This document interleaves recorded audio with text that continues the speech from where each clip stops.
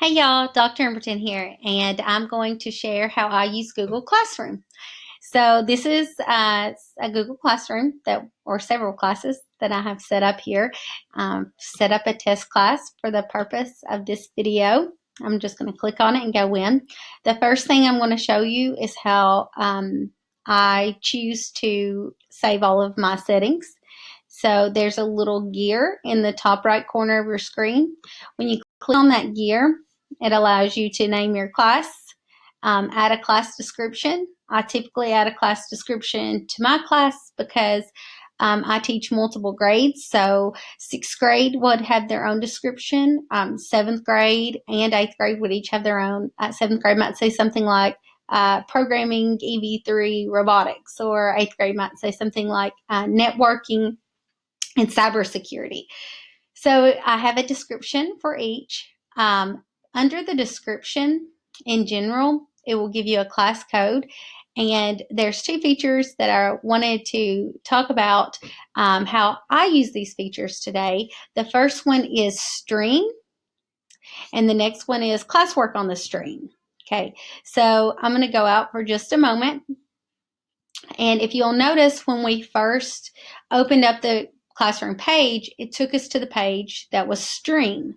So we are on our stream page, and there's a classwork page. There's also a people page, and then there's a page for grades.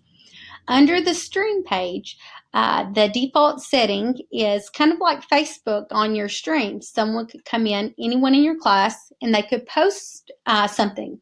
I'm watching TV and eating chips. And then others that's in the class, they can go in and they could reply to that post. Me too, or, well, I'm working on my classwork.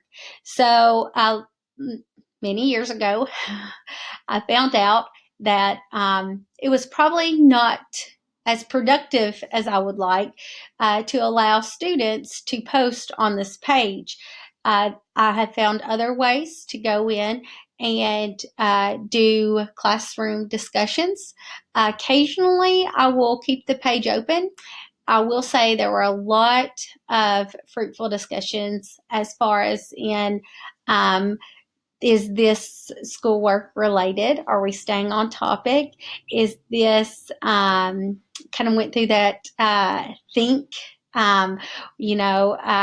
Was this something that was necessary? Was it kind? In other words, is it productive? Most of the time it was counterproductive and distracting. So depending on my group, I will limit if they have the ability to post, if they have the ability to comment on my post. And sometimes if they even can comment on my post, I just block it all. The next thing about the stream was automatically Google sets the default to where anytime you post an assignment, it's also posted on the stream. So think about it as in whatever you're doing, whatever activity, it will automatically post that on the stream. So it's in two places. It will then be under your classwork tab, but it will also be in this long list of things under the stream where you're making announcements. Maybe others are posting yesterday's work or work that you're going to talk about next week. Whatever you post is on that long list of stream. I personally thought it was just a little too much for me. I like organization, and I don't like a lot of clutter. So I turn those features off. And one more time, it's under that little setting gear. I'm going to click on that, and I'm going to go under the general, and this was the stream. So if you still want students to post and comment, they can.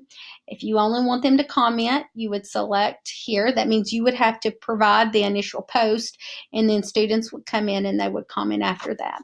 I typically turn this off, and only teachers can post or comment, simply because I use other methods for classroom discussion boards instead of just an open stream.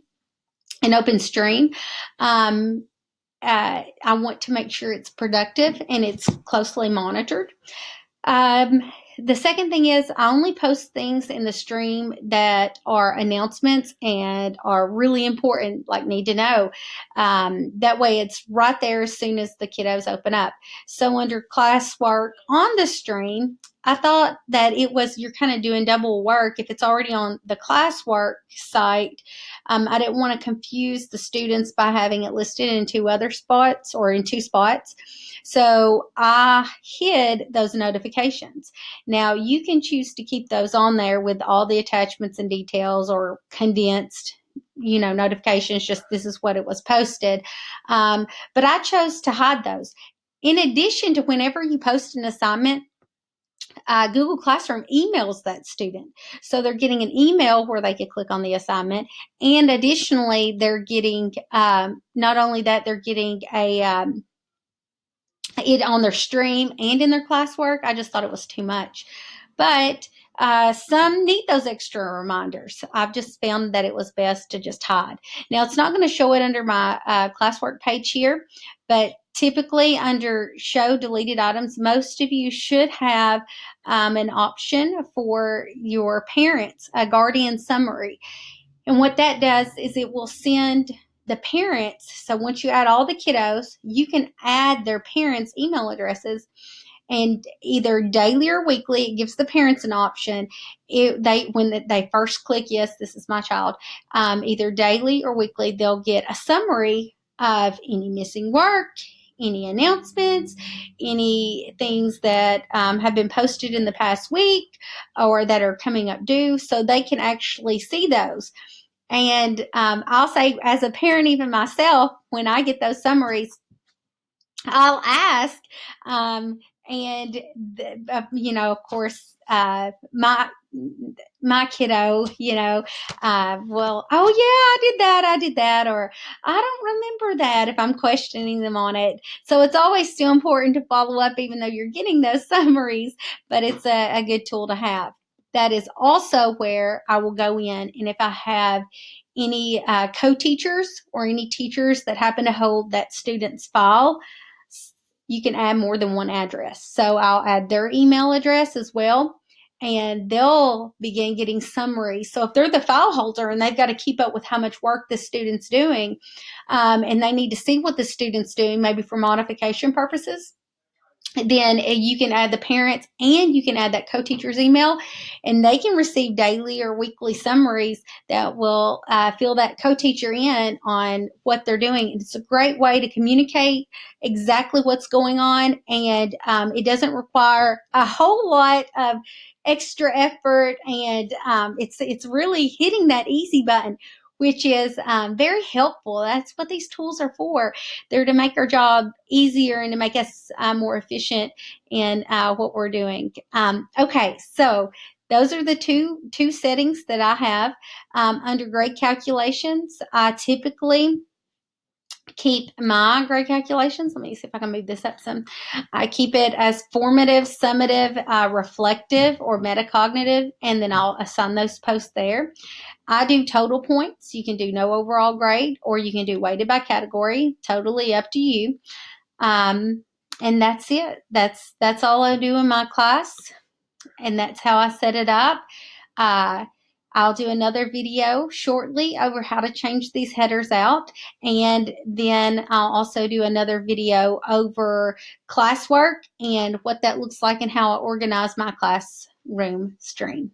All right, later, guys.